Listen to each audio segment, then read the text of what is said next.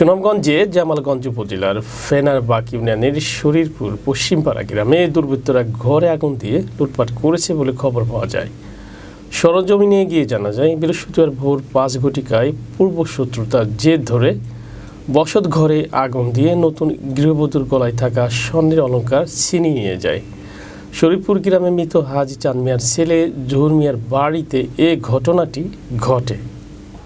সুনামগঞ্জ প্রতিনিধি জানান, প্রত্যক্ষদর্শী শরীফপুর গ্রামের মৃত আব্দুল হাফিজের ছেলে মোহাম্মদ আবু সিদ্দিক জানান, ভোর 5টার দিকে মসজিদে নামাজ পড়ার জন্য যাওয়ার পথে দেখতে পাই জাহাঙ্গীর তার দলবল নিয়ে জহুর মিয়ার বাড়ির দিকে যাইতেছে। নামাজ শেষে গিয়ে দেখি বাড়িতে আগুন দাউ দাউ করছে। আগুন নিভানোর পরে জানতে পাই আগুন জ্বালিয়ে লুটপাট করে তারা চলে গেছে। একই গ্রামের মৃত গোলা আহমেদের ছেলে মোহাম্মদ ফুল মিয়া জানান, 5টায় ঘুম থেকে উঠে দেখি জাহাঙ্গীর তার দলবল নিয়ে জহুর মিয়ার বাড়ি এসে ঘরের ভিতরে আগুন দিয়েছে।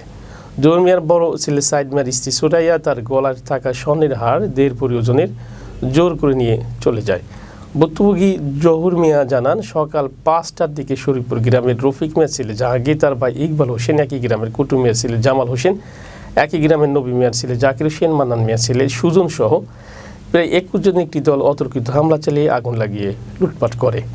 আমার ছেলের বউয়ের কাছ থেকে 1.5 ভরি স্বর্ণের হার নিয়ে যায়। চলে যাওয়ার সময় ঘরে টিনের বেড়া ধারালো অস্ত্র দিয়ে এলোপাতারিভাবে কুপিয়ে ক্ষতি সাধন করে। উচ্চস্বরে বলতে শোনা যায়, তোদের বিএনপি বাপদেরকে রক্ষা করতে বল। আমাদের আত্মচিৎকার আশেপাশের লোকজন ছুটে আসার পর দুর্বৃত্তরা পালিয়ে যায়।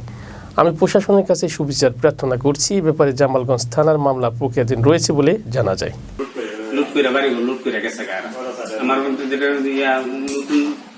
বিয়া করাইছি পুতুর বউ, মাস 2 মাসও গলাতে থাকা 1.5 ভরি স্বর্ণের নেকলেসটা নিয়ে গেছে, আগুন লাগাই দিয়া গেছে, পরে মানুষ আগুন নিবেছে।